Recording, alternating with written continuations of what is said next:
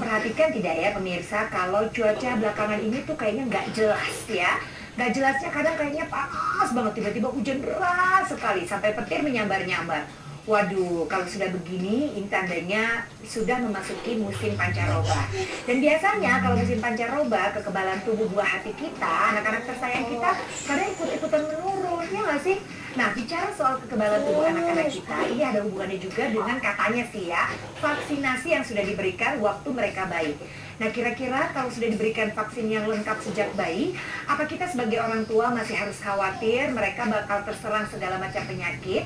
Nah, referensi anak kali ini bersama dengan saya Kuda Tuta akan mengajak Anda semua ibu-ibu di rumah untuk berbincang bersama seorang dokter spesialis anak. Tentunya kita akan sama-sama mengetahui lebih banyak lagi mengenai vaksinasi. Jadi saya akan perkenalkan Anda segera dengan Dr. Piprim B. Yanuarso. Tapi sebelumnya, untuk Anda yang ingin bergabung dan bertanya-tanya seputar vaksinasi, Anda bisa menghubungi nomor telepon interaktif kami di 0213922121 dan juga nomor 0213927456. Halo Dr. Piprim. Halo. Iya, kabarnya? Alhamdulillah. Baik. Kalau yang maksud itu Jawa ya? Iya. Masa Medan?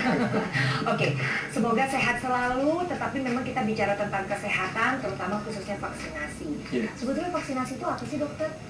Iya, vaksinasi itu sebetulnya satu upaya Iya. untuk melatih kekebalan spesifik ya terhadap penyakit-penyakit yang berbahaya dan mematikan. Jadi penyakit yang biasa-biasa aja sih biasanya nggak dibuatkan vaksinnya. Tapi Misalnya penyakit biasa tuh apa?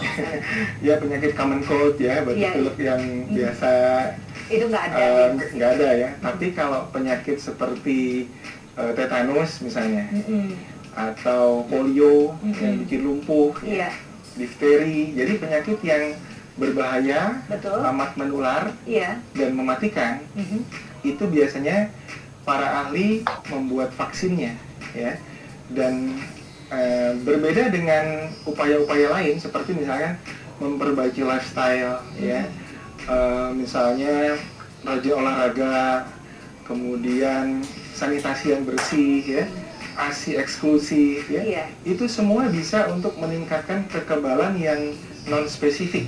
Yang non spesifik. Oke. Tetapi vaksinasi ini, Betul spesifik. ya, dia untuk spesifik. Iya. Satu vaksin melindungi terhadap satu jenis penyakit.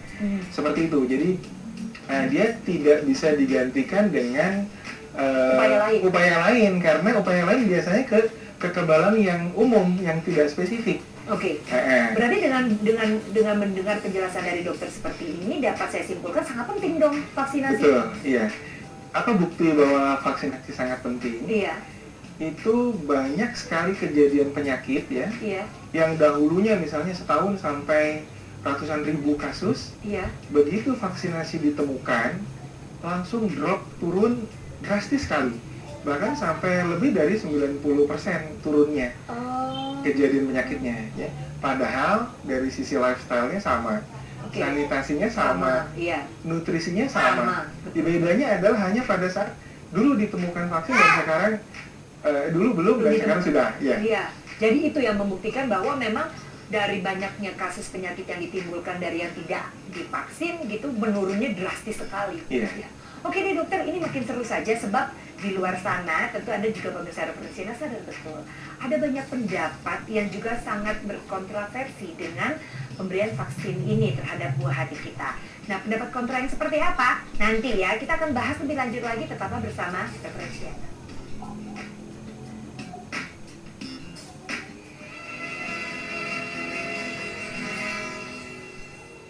Bicara soal kontroversi, ada di luar sana banyak sekali. Mulai dari yang pertama paling gaungnya kencang itu adalah iya penyakit-penyakit spesifik tadi bisa tertangani, tetapi muncul penyakit-penyakit baru atau bukan penyakit baru lah, tapi masalah baru seperti misalnya autisme dan lain sebagainya. Bagaimana dokter? Iya, ini memang isu autisme ini juga cukup santer ya di masyarakat, khususnya dengan satu jenis vaksin yang namanya yang mencegah mumps atau dengan measles atau campak dan rubella atau campak Jerman ya. Ini sebenarnya berawal dari laporannya dokter bedah Wakefield pada tahun 98 yang di situ dilaporkan bahwa vaksinasi MMR ini berpengaruh terhadap satu kondisi yang terdapat pada anak-anak autisme, ya. Nah, tapi kemudian para ahli ini bikin penelitian, betul nggak statement ini? Maka tahun 2000-an dilakukan penelitian terhadap kira-kira 400.000 anak, ya. Nah, caranya bagaimana? Ditelusuri anak yang divaksin MMR, berapa yang jadi autis, berapa yang tidak. Dan yang tidak divaksin MMR, berapa yang jadi autis dan berapa yang tidak, gitu. Nah, ternyata setelah dilihat adakah asosiasi, tidak ada hubungan sama sekali antara vaksinasi MMR dengan kejadian autisme. Jadi kalau para ahli biasanya nggak asal bunyi ya, nggak asbun ya. Ini yang nuduh biasanya suka asbun nih. Oh, MMR bikin autisme. Nah, biasanya dalam dunia ilmiah itu, Mbak Ivi, kita biasanya lakukan penelitian ilmiah. Kita buktikan, betul nggak secara faktualnya ada hubungan. Kalau betul ada hubungan, pasti vaksin itu ditarik. Jadi memproduksi sebuah vaksin adalah terkait dengan keamanan yang harus tinggi, standar keamanannya. Nggak boleh membahayakan anak. Kalau kita pengen anak itu sehat, lalu divaksinasi tambah sakit kan, berarti kan nggak benar. Jadi ini yang berbeda dengan obat, ya. Bikin obat itu juga sudah standar keamanan tinggi. Nah, bikin vaksin lebih tinggi lagi dari itu. Karena vaksin itu untuk anak sehat, gitu. Oke. Nah, kalau yang ini dok, yang di luar sana juga gini, aduh ini kan bentuk kayaknya komersialisasi deh nih. Ini akan menguntungkan para dokter karena dari seminggu udah bayi lahir aja ceprot dan langsung divaksin gitu kan ya. Ibaratnya itu kita sering mengunjungi dokter, terus pengembang vaksin itu sendiri dan sebagainya. Tanggapan Anda dokter? Oke. Vaksinasi ini sebetulnya adalah upaya pencegahan, ya. Jadi sebelum anak itu kena sakit, biaya untuk mengobati satu penyakit jauh lebih mahal dibanding biaya vaksinasinya. Satu itu, jadi dari aspek cost efektif itu jauh lebih efektif, kalau lebih efisien kalau kita memvaksinasi anak kita dibanding kalau kena penyakitnya. Satu itu. Yang kedua, kalau dikatakan bahwa vaksinasi itu bisnisnya para dokter, sebetulnya dokter anak seperti saya rugi loh, Mbak. Kenapa tuh dok? Kenapa? Karena pasien-pasien yang sakit jadi jarang. Iya kan? Kalau nggak divaksin, pasien-pasien saya banyak tuh yang tetanus, yang polio, yang difteri. Banyak kita bakal merawat pasien di rumah sakit di bangsa itu. Tetapi karena alhamdulillah karena sudah ditemukan vaksinasi ini, maka penyakit tadi sudah jarang lagi ditemukan. Jadi kalau dari sisi aspek bisnisnya sebetulnya ya dokter juga nggak untung-untung amat. Yang untung kan masyarakat secara keseluruhan. Iya, kadang-kadang orang suka melihat hanya dari satu sudut pandang gitu ya dok ya, tanpa melihat secara besaran atau secara panoramik gitu supaya lebih jelas lagi sebenarnya ini bagaimana kedudukan si vaksin ini. Nah, yang ini juga menarik nih dok, kan memasukkan satu virus untuk membuat badan tuh kenal dengan virus itu. Nah, tapi kan kita tetap aja ngeri gitu ya. Seberapa kuat sih virus itu dimasukkan? Nah, maksudnya bagaimana sih sebetulnya aturan mainnya gitu? Ya, vaksin itu sebetulnya ada beberapa macam ya. Ada yang berasal dari virus atau bakteri hidup yang dilemahkan. Ada yang berasal dari komponen bakteri. Ada yang berasal dari toksoid, misalnya dari racunnya, yang sudah diubah komposisinya. Pada prinsipnya begini, yang dimasukkan ke dalam tubuh dalam vaksin itu harus berupa antigen. Antigen itu nanti merangsang antibodi. Jadi kalau virus nih, virus itu biasanya dibiakkan di satu media yang berbeda dengan media asalnya. Jadi si virus itu dia tetap bisa hidup, tapi nggak bisa replikasi, nggak bisa berkembang biak. Jadi dia tetap hidup, tapi membrane, jadi seperti steril gitu ya, jadi nggak bisa bereplikasi. Atau juga virulensinya juga memang jadi nggak ada. Nah, virus yang seperti ini istilahnya virus jinak ya, virus lemah atau virus jinak, dimasukkan ke dalam tubuh seorang bayi atau tubuh kita, kemudian merangsang timbulnya atau terbentuk antibodi spesifik. Antibodi itu seperti pasukan khusus, yang dia harus latihan dulu. Makanya vaksinasi itu butuh beberapa kali agar dia terampil dalam melawan virus tadi itu. Nanti ketika virus jahatnya beneran datang, tubuh kita sudah siap. Siap, oke. Sudah steril dengan pasukan khususnya, begitu. Oh gitu, alah. Jadi ada gambaran sedikit ya dok ya, gitu paling tidak. Oh kenapa dimasukin virusnya supaya itu, gitu. Yeah. Dan jenisnya bagaimana ya itu dia tadi. Oke, baiklah. Pemirsa, Anda masih saya tunggu teleponnya di 0213922121 atau di 0213927455.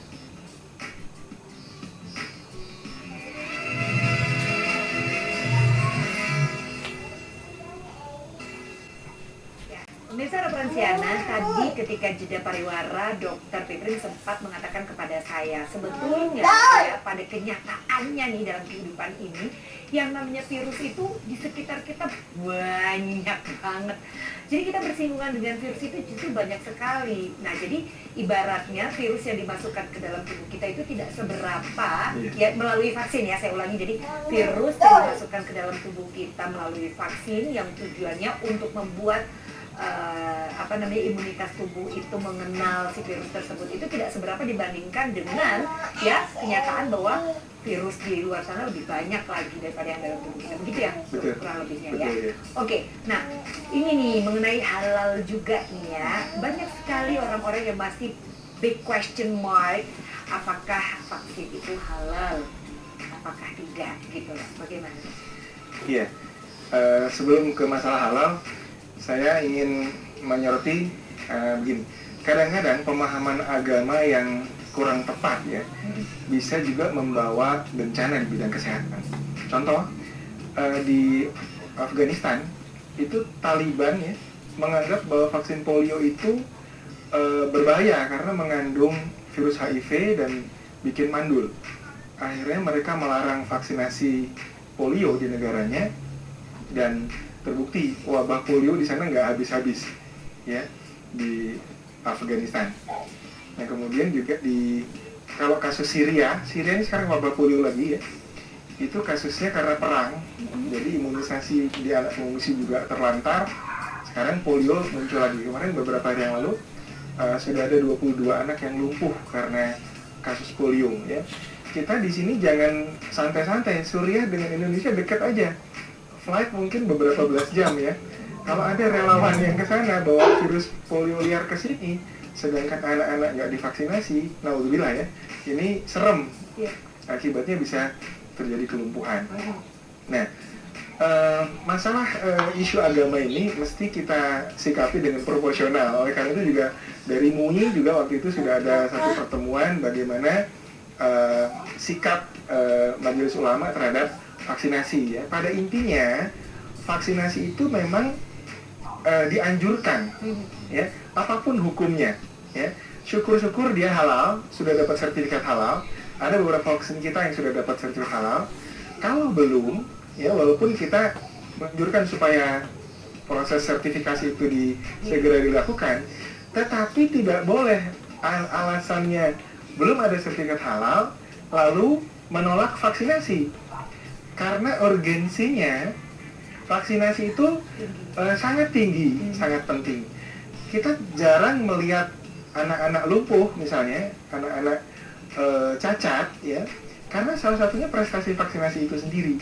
Hanya karena penyakitnya nggak ada di depan mata, kita jadi nggak ngeh lagi gitu ya. Nah, isu halal haram adalah isu yang sangat krusial ya.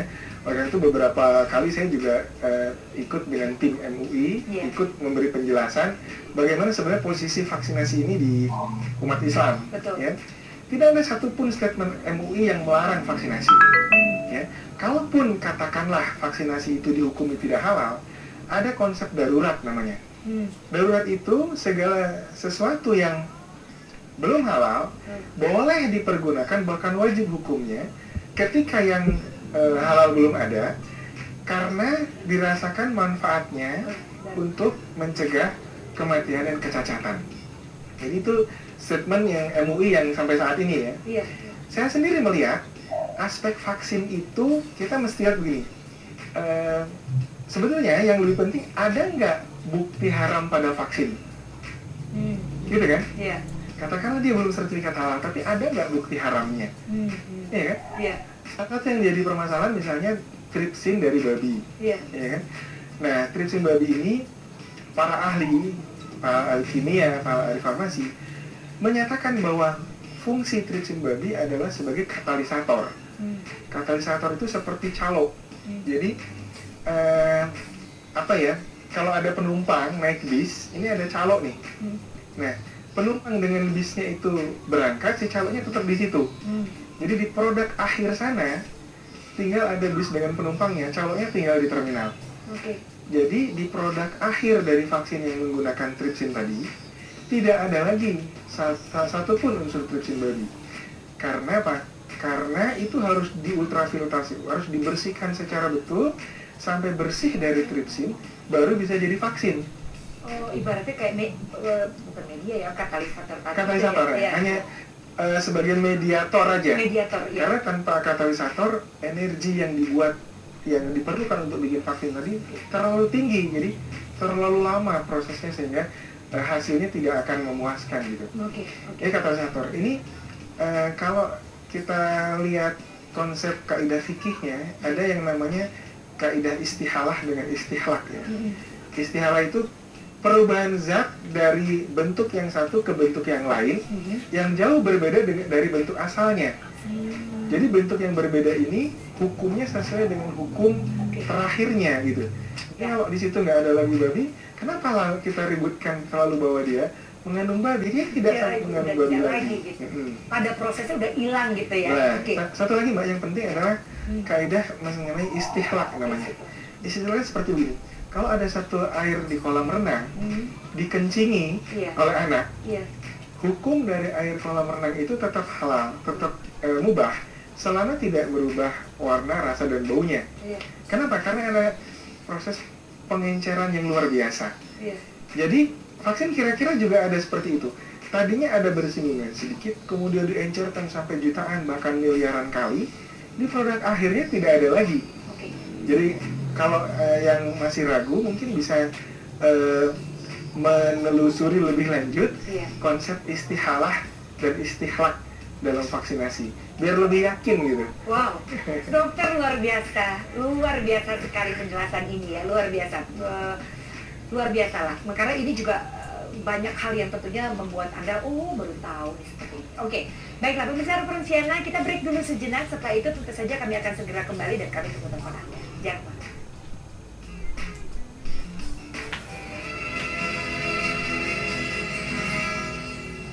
Nah, kita lanjutkan kembali ya, sambil menunggu telepon Anda lagi di 02139222121. Dokter, jenis-jenis vaksin itu apa saja, Dok?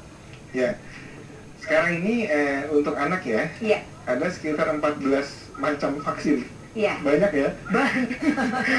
Dan yang disupport pemerintah, yang disubsidi, itu baru 6. Tadinya 5, ini baru mau naik 6. Jadi ada 8 vaksin yang belum disubsidi pemerintah. Mahal dong. Ya, ini problemnya mahal ya. Ya, kan nanti kita berdoa mudah-mudahan vaksin ini perlakuannya bukan seperti barang komoditas. Jadi pajaknya dan sebagainya, kalau bisa memang pemerintah memberi harga khusus untuk vaksinasi agar tidak jadi mahal tentunya ke konsumen. Tapi walaupun demikian memang ini sebuah investasi ya, karena kalau kita hitung belum kecacatannya misalnya, belum dirawatnya di rumah sakit, belum upaya diagnostiknya, tetap saja upaya dengan vaksinasi jauh lebih murah dibanding mengobati kalau dia sudah sakit. Karena kerugiannya tidak hanya materi, tapi bisa kecacatan, bahkan bisa sampai meninggal. Kematian ya. Kematian dan kecacatan ini sebenarnya dua hal yang memang merupakan antisipasi besar dari pemberian vaksin tadi itu ya. Oke, nanti kita lanjutkan kembali. Kita break dulu sejenak ya. Anda boleh minum dulu, tapi segera kembali ya. Karena juga Referensiana setelah ini akan segera kembali untuk Anda.